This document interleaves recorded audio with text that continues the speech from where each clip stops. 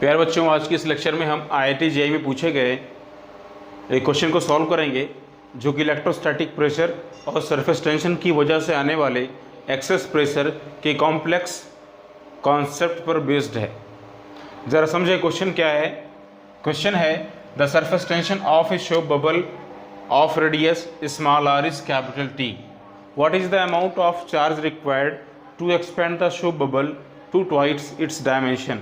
मतलब हमारे पास में एक शो बबल है और इसकी रेडियस स्मॉल r है, इसके सरफेस टेंशन की वैल्यू कैपिटल T है। अगर हम इसके रेडियस को डबल करना चाहें, इसका डायमेंशन डबल करना चाहें, तो हमें इसे जो चार्ज की सप्लाई करनी पड़ेगी वो चार्ज कितना लगेगा। चार्ज की सप्लाई क्यों करनी पड़ेगी? क्योंकि जब इसको आप एक्सपेंड करोगे तो उसका वॉल्यूम बढ़ेगा, वॉल्यूम इंक्रीज करेगा तो इंटरनल प्रेशर डिक्रीज करेगा। इंटरनल प्रेशर में जो डिक्रीमेंट आया है वो डिक्रीमेंट बैलेंस हो जाए, इसलिए हमें इसे अलग से कुछ ना कुछ तो देना पड़ेगा जिसकी वजह से इसके सरफेस पर स्ट्रेचिंग आए और उस स्ट्रेचिंग की वजह से अंदर से एक और प्रेशर लग जाए। तो आओ ज़रा देखें। सबसे पहले यहाँ पर हम समझ लें कि कोई भी शो बबल होता है तो उसमें दो लेयर होती हैं। For a soap bubble the excess pressure for a soap bubble, तो सभी ने पढ़ रखा होगा, है ना। कैसे फाइंड करते हैं इसको? फाइंड करने के लिए हम इंटरनल जो एयर का प्रेशर है इसमें से एक्सटर्नल एटमॉस्फेरिक प्रेशर को माइनस करते हैं। P0 माइनस PA मान लेते हैं कि इंटरनल प्रेशर P0 है और एटमॉस्फेरिक प्रेशर PA है, और इसी का डिफरेंस क्या होता है? एक्सेस प्रेशर, जिसकी वैल्यू होती है 4T बाई स्मॉल r, क्योंकि बबल में दो लेयर होती हैं। अब ज़रा समझिए, जब इसका हम डायमेंशन डबल कर देंगे तो जो नया वाला इंटरनल प्रेशर होगा उसकी वैल्यू कितनी हो जाएगी? So if we expand the soap bubble, है ना, एक्सपेंशन ऑफ शो बबल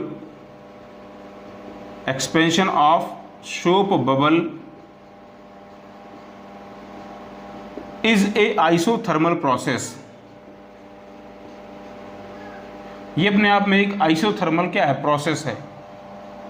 इसका टेम्परेचर मेंटेन रखना भी है हमको, तो हम कह सकते हैं कि pressure multiplied volume of the bubble will be constant. ये कांस्टेंट रहने वाला है। तो कह सकते हैं कि इनिशियल जो प्रेशर और वॉल्यूम का प्रोडक्ट होगा वही फाइनल प्रेशर और वॉल्यूम का प्रोडक्ट होना चाहिए। इनिशियल इंटरनल प्रेशर मैंने P0 एज्यूम किया है और वॉल्यूम कितना होगा? रेडियस r है तो 4/3 पाई r क्यूब, ये इनिशियल वॉल्यूम हो जाएगा। फाइनल इंटरनल प्रेशर जब मैंने इसको एक्सपेंड कर दिया, मान लो कि एक्सपेंशन के बाद जब ये एक्सपेंड कर गया तो इसका जो अब नया वाला इंटरनल प्रेशर है वो मान लेते हैं P0 है, डैश है, तो P0 dash into final volume जो कि हो जाएगा 4/3 पाई 2 टाइम्स ऑफ रेडियस का क्यूब। हम लोग यहाँ से देख पा रहे हैं ये 4/3 पाई r क्यूब दोनों साइड से कैंसिल होगा और हमें क्या मिलेगा? हमें मिलेगा P0 equals P0 dash into 2 की पावर 3 यानी कि 8। तो हम लोग कह सकते हैं कि जो फाइनल इंटरनल प्रेशर गैस की वजह से रहेगा वो रह जाएगा P0 dash equals 1/8 times of the P0। Initial pressure का वो 1/8 हो जाएगा। ठीक, तो हमें इसे अलग से देना है चार्ज। जब हमने इसको चार्ज की सप्लाई किया, जब इसको हम चार्ज की सप्लाई करेंगे तो चार्ज की सप्लाई करने पर क्या होगा? जैसे ही इस पर चार्ज आएगा तो चार्ज दूसरे चार्ज को रिपेल करना स्टार्ट कर देगा। किसी भी चार्ज बॉडी के भीतर एक प्रेशर लगता है जिसे कहते हैं electrostatic pressure. Electrostatic pressure inside a charge body की वैल्यू आपको पता होनी चाहिए, है ना। जैसे इसको चार्ज की सप्लाई करोगे तो सरफेस पर मौजूद जो चार्जेस हैं ये एक दूसरे को रिपेल करना स्टार्ट कर देंगे। रिपेल करेंगे तो जो सरफेस होगा वो स्ट्रेचिंग करना स्टार्ट कर देगा, और अगर ये स्ट्रेच करेगा तो उस केस में यहाँ पर हम एज्यूम कर सकते हैं कि अंदर से एक प्रेशर लगा हुआ है, जो प्रेशर इलेक्ट्रोस्टैटिक प्रेशर होगा। अगर हम किसी पॉइंट पर इलेक्ट्रोस्टैटिक प्रेशर को निकालना चाहें तो हम एक छोटा सा सेक्शन यहाँ पर ले सकते हैं।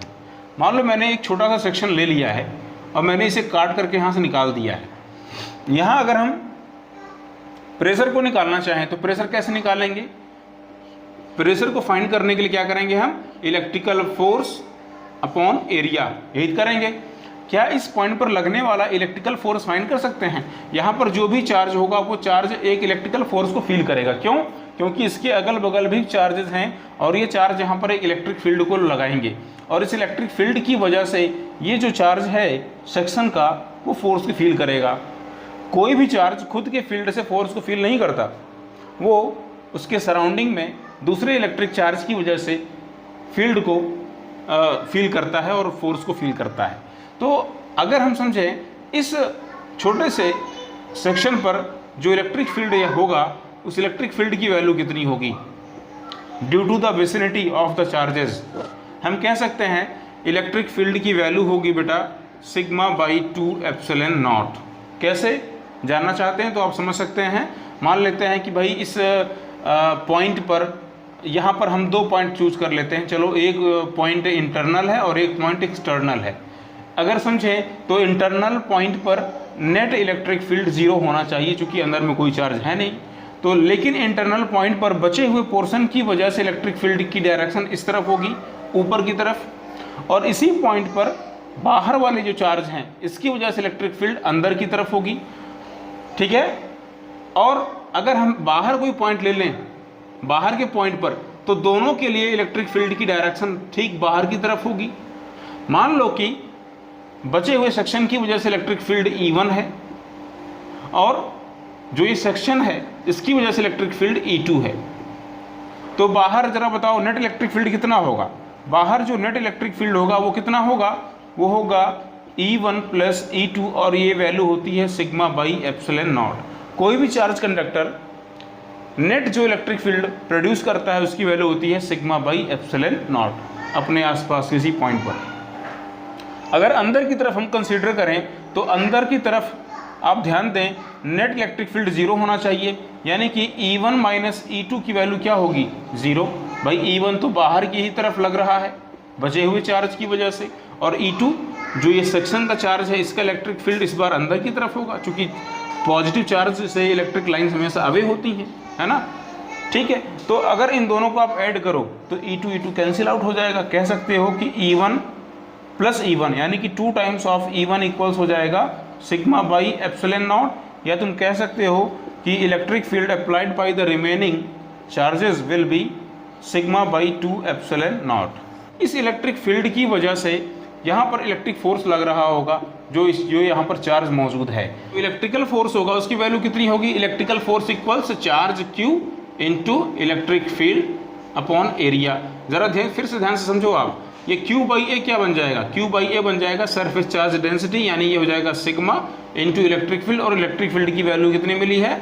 Sigma by 2 epsilon not. हम कह सकते हैं इलेक्ट्रोस्टैटिक प्रेशर की वैल्यू हो जाएगी sigma square upon 2 epsilon not. ये इलेक्ट्रोस्टैटिक प्रेशर लग रहा होगा। तो चार्ज की सप्लाई करने के बाद अंदर की तरफ जो इलेक्ट्रोस्टैटिक प्रेशर लगेगा वो ये लगेगा। तो आइए जरा अब फाइंड कर लेते हैं न्यू एक्सेस प्रेशर, है ना, new excess pressure after expansion. New excess pressure, new excess pressure कैसे फाइंड करेंगे? New internal pressure plus electrostatic pressure जो कि है sigma square upon 2 epsilon not. इस बार अंदर की तरफ ये दोनों प्रेशर हैं और इसमें से माइनस करना है अपने को क्या? Excess pressure, sorry atmospheric pressure, और ये किसके इक्वल होगा? एक्सेस प्रेशर के 4T upon new radius, that is the 2R। याद रखेंगे यहाँ पर न्यू रेडियस रखी जाएगी। अब इसी को आप थोड़ा सा सिंप्लीफाई कर डालो। ये P0 डैश की वैल्यू हमने अभी देखा कि जो नया इंटरनल प्रेशर था वो 1/8 P0 हो गया था, तो ले आकर इसको आप रख दीजिए यहाँ पर और इसी को सिंप्लीफाई कर लीजिए, आपको चार्ज की वैल्यू मिल जाएगी P0/8 plus sigma square upon 2 epsilon not minus PA equals 4T upon 2R। ठीक है भाई, चलो थोड़ा इसको सिंप्लीफाई करो, 8 से मल्टीप्लाई कर डालो इसको। तो इसको 8 से मल्टीप्लाई करो। इसको हम पहला अपना इक्वेशन मान के रखते हैं पहले से ही, याद रखिएगा, ठीक है। ये हमारा पहला इक्वेशन है। थोड़ा इसको सिंप्लीफाई करो तो क्या मिलेगा अपने को ये अपने को मिल जाएगा P0 प्लस इसको 8 से मल्टीप्लाई करो, 2 4 8 बचेगा 4, यानी कि 4 sigma square upon epsilon not, फिर इसको 8 से मल्टीप्लाई करो -8 times of atmospheric pressure equals, फिर इसको 8 से मल्टीप्लाई करो तो भाई 8 से मल्टीप्लाई किया आपने, 2 से कैंसिल करोगे तो बचेगा 4 4 4 जा 16, यानी अपना हो जाएगा ये 16T अपॉन स्मॉल r। ये अपना सेकंड इक्वेशन हो गया। हम सेकंड से फर्स्ट को माइनस कर देते हैं, कोई दिक्कत नहीं है। हमने सेकंड से फर्स्ट को माइनस कर दिया। यहाँ बताओ क्या बचा अपने को, यहाँ बच रहा 4 sigma square upon epsilon not, 4 sigma square upon epsilon not. और देखो ज़रा ध्यान से, ये -PA है और ये -8PA है। आप माइनस करोगे तो -8PA माइनस प्लस PA, यानी कि 8 - 1 यानी कि 7, और ये बड़ा साइन लगाओगे माइनस का, यानी कि हमारा आंसर हो जाएगा -7PA। तो -7 times of the atmospheric pressure. Second में से माइनस करो, 16T upon r minus 4T upon r, क्या मिलेगा अपने को, ये हो जाएगा 12T अपॉन स्मॉल r। फिर से ज़रा देखो, हमें 4 sigma square epsilon not equals क्या मिल जाएगा बताओ, इसको उधर लेके चले जाओ तो 12T upon small r plus 7PA मिलेगा। थोड़ा इसको और सिंप्लीफाई कर लो तो ये हो जाएगा 12T plus 7PA into r upon small r। ये 4 sigma square upon epsilon not की वैल्यू है। वापस ला करके आप इसमें जो है सिग्मा की वैल्यू को रखो। सिग्मा क्या है, सरफेस चार्ज डेंसिटी है, न्यू सरफेस चार्ज डेंसिटी है। तो 4 इंटू सिग्मा स्क्वायर, सिग्मा कैसे फाइंड करेंगे, total charge supplied upon final area. Final surface area कितना होगा, तो 4π2r का स्क्वायर, याद रखेंगे फाइनल एरिया कितना होगा 4π times of the 2r square. चूँकि जो चार्ज सप्लाई किया गया है वो नए सरफेस पर डिस्ट्रीब्यूट हुआ है, तो नए सरफेस का एरिया लिया जाएगा अपॉन एप्सिलॉन नॉट। ये एप्सिलॉन नॉट यहाँ पर आ गया, क्लियर है। इक्वल्स क्या मिला बताओ जरा, तो अपने को मिल गया है 7 times of the PA into r plus 12T upon small r। तो आओ जरा, यहाँ पे सिग्मा स्क्वायर था तो इस पूरे का हमें स्क्वायर करना पड़ेगा भाई, इसको ध्यान में रखिएगा, इसको स्क्वायर करना पड़ेगा।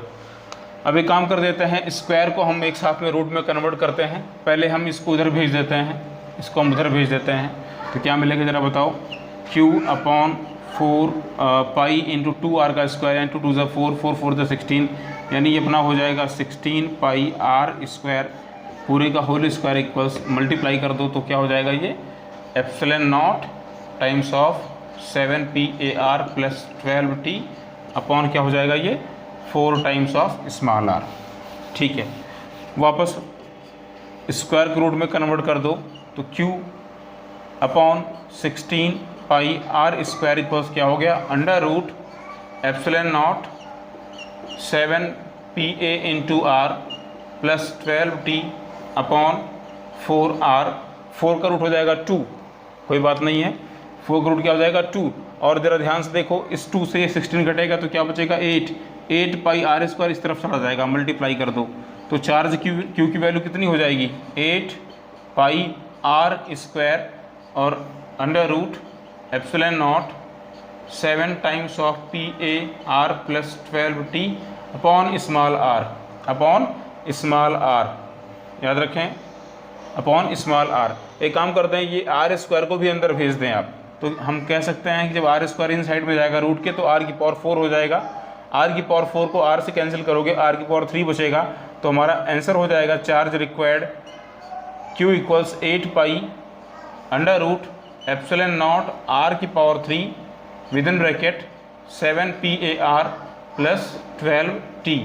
यही चार्ज हमें सप्लाई करना पड़ेगा। अगर इतना चार्ज सप्लाई कर दोगे तो शॉप बबल की डायमेंशन को हम डबल कर पाएंगे, यानी कि इसकी रेडियस को हम ट्वाइस कर पाएंगे। जो इंटरनल प्रेशर डिक्रीज कर जाएगा एक्सपेंशन की वजह से, उसको मेंटेन करने के लिए ये चार्ज सप्लाई करना पड़ेगा, सो दैट एक नया इलेक्ट्रोस्टैटिक प्रेशर लग जाए और इसको मेंटेन रखे।